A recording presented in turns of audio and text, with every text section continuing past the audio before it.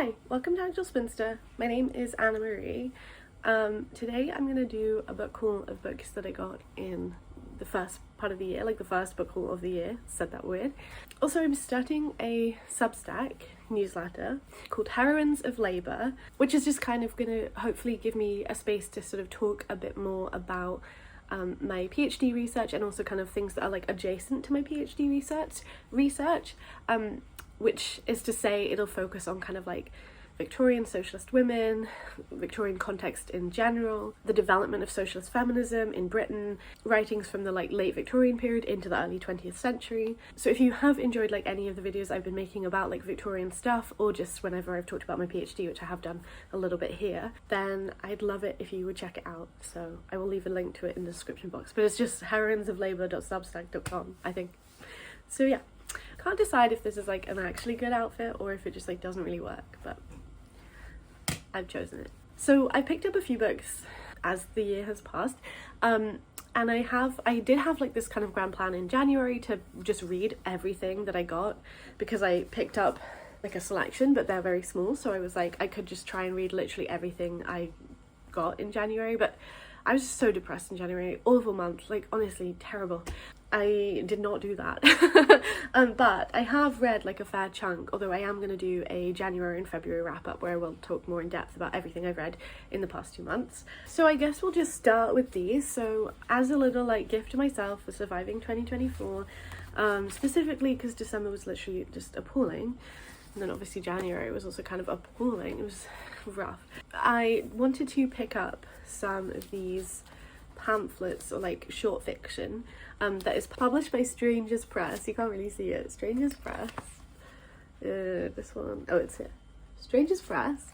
And they do translations of various things. They have these like collections of I think it's like between like 6 to 8 or something of these like, you know, pamphlet chapbooks that are published from one specific language. So I think their most recent collection is like from Taiwan, and I could have gotten one whole collection, like there was one country and language specifically, but because I don't really like to read men and I wanted to make sure that I was picking things that I wanted to read, I decided instead to just like pick a few from various things that were interesting to me. I did end up picking 3 from the same collection, and these are from the Korea selection, which is called Yeoyu. So yeah, I also decided to pick up this one, which is called the Dandy, which is from the Dutch collection. Oh, it's called Verzet, I think. And then this is from the latest collection. It's by a Taiwanese author, and the collection overall is called Ka Seong. Okay, so we have Milena Ecstatic by Bei Suwa, translated by Deborah Smith, which looks like this. They're just like really fantastically produced. I do think I've gotten really into, you know, post my kind of return to like loving zines a lot, just like getting really invested in like print cultural artifacts and like how they are produced. So yeah. Then I have 5 Preludes and a Fugue by Cheon Hiran, translated by Emily Ye-won, which looks like this.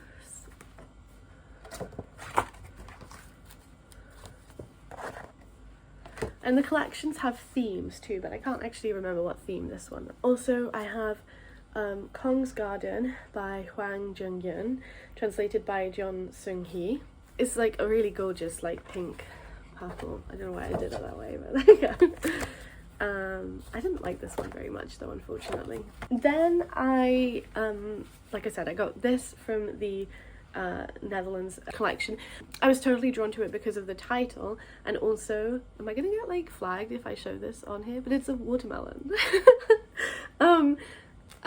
Because of the title and also the description on the back of one of the stories, which was about like a lesbian feminist literary magazine, and also the Dandy, it made me be like, is there stuff about butchers in here? So there's this one. So this is by Nina Pollack. It's a collection of short stories, whereas these are all just one singular story. This is, yeah, a collection of short stories. There's maybe like 5 in here, 4 or something. Yeah, these ones are all published in a way that's like a lot less, like they're much more simple, and like I do like the cover, but like I do also love it when there's lots of things going on. But yeah, this was translated by Emma Rout. Then I have Cage by Chiao Mao-jin, translated by Shang-Chi Su. And yeah, this also has like a really sort of vibrant design. Like I said, I have read all of these. I guess I would say that I enjoyed to various degrees these three, the Milena Ecstatic, 5 Preludes and a Fugue, and the Dandy. But I would say I also felt kind of ambivalent about them. But it was like a really interesting, it was still really interesting to like read them and stuff. And yeah, I'll talk more in depth about them in another video. The next thing I have is this, Heavyweight, A Family Story of the Holocaust, Empire and Memory by Solomon J. Brager.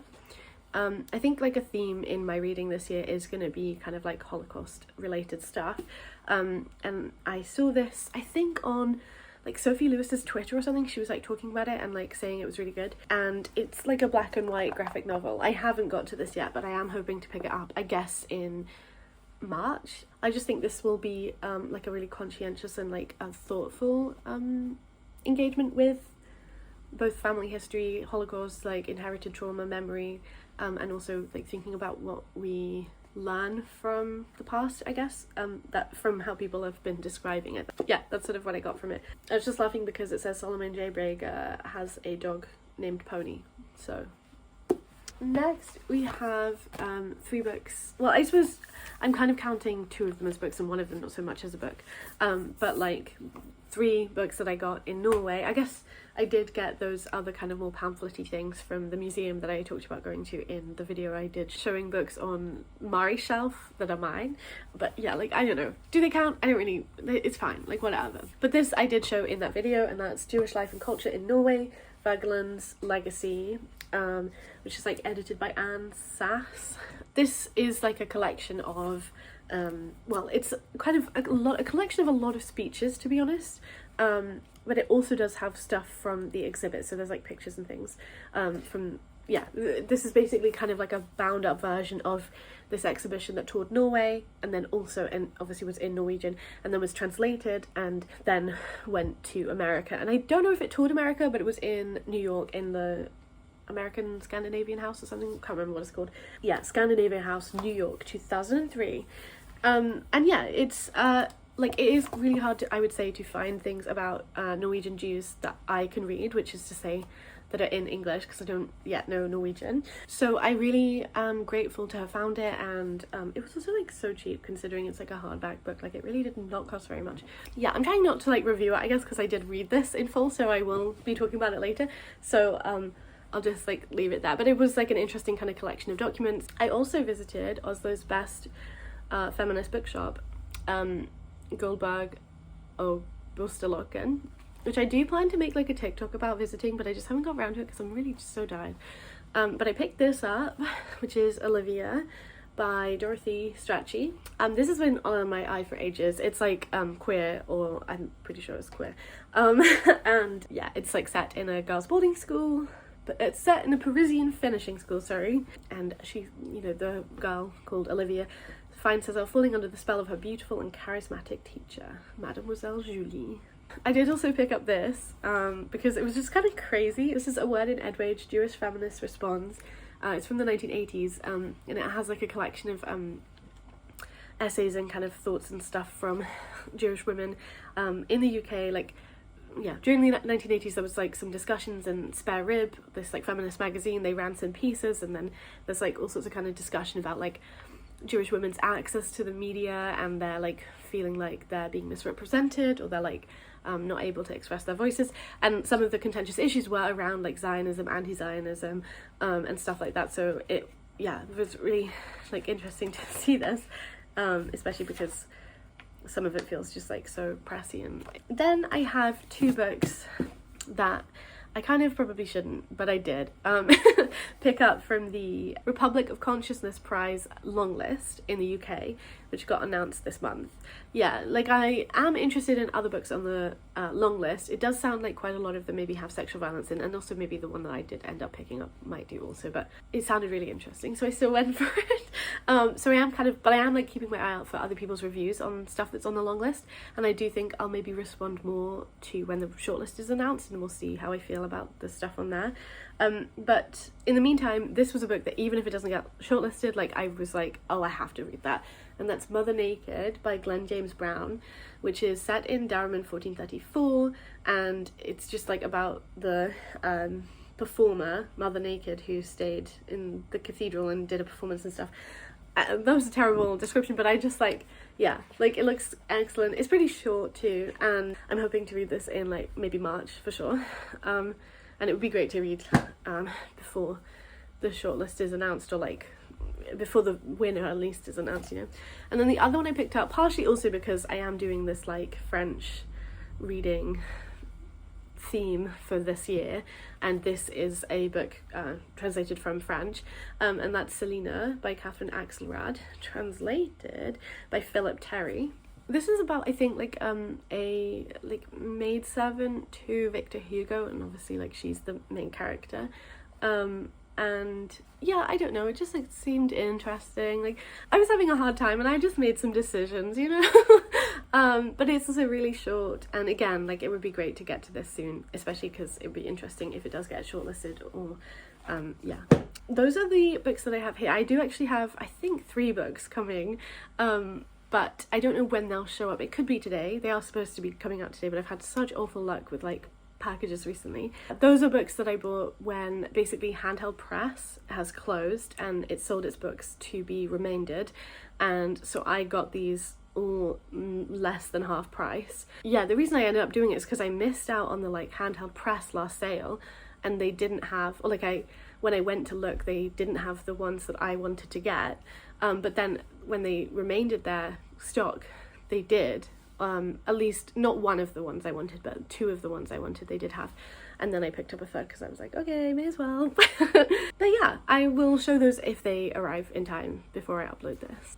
Hi, I'm back to show you the books that arrived in a very disheveled, just out of bed look, but I have to film this now, otherwise I won't have time to. So the 3 books that I got, here's the 2 that I specifically wanted. This is Of Cats and Elfins, Short Tales and Fantasies by Sylvia Townsend Warner. I do have, oh man, terrible that she's Blood by Neil Gaiman, but I do have a copy of the sort of like first collection of her works, that is called Kingdoms of Elfin. I would show it, but it's a load-bearing one, and it's like from the same press and stuff, and I haven't read that yet, but I do plan to this spring, hopefully. I think it's going to be in my spring TBR. Spoilers. Because the press was closing, I just thought like it would be easier to pick up this collection now. And then the other book that I specifically wanted was Latchkey Ladies by Marjorie Grant, which is set after the First World War, I think, and it's from the 1920s, and it's about 4 women, I think, and just kind of like they live alone or in shared rooms in London and are determined to use their new freedoms. They tread a fine line between independence and disaster. Yeah, I've had my eye on this for really ages and ages. I just always felt a little bit like these books are quite expensive, so I like never wanted to like pick them up at full price. Obviously, like I understand like small print, blah blah, but that is one of the reasons why I did not pick it up for a long time. But yeah, now I have, and it's another book on my 1920s books to read. And it was first published in 1921. So, and then the other one is by the author of like one of the books that I wanted that they didn't have, which was I think called Whatnot, by Rose Macaulay, and this is by Rose Macaulay too. Yeah, that's what I was just saying. And it's called Potterism, a Tragifarcical Tract. And I think like the reason why I was like, okay, I may as well get this is because obviously like I was like, oh, they don't have the one that I wanted from this author, but also when I was reading the synopsis I was like, oh, this is about like newspapers, periodicals. It's like slightly later than my work focus on, but I was just like, that could be really interesting and fun. It's a satire of the British media during the First World War and into the 1920s, and it's about like the Potters family newspaper business, which is really popular, and yeah, just looks like probably very silly but also potentially interesting. And this was first published in 1920, so there's those. And I guess like if I like Potterism, maybe I can try and track down the other Rose Macaulay one in like a different edition, and or maybe like on eBay or something if someone's selling like a second-hand one or something. But yeah, those are the 3 from Handheld Press. Like I said, please check out the Substack link in the description box if it sounds interesting to you, and I hope you're doing okay when you're watching this, and I will talk to you when I next talk to you. Bye!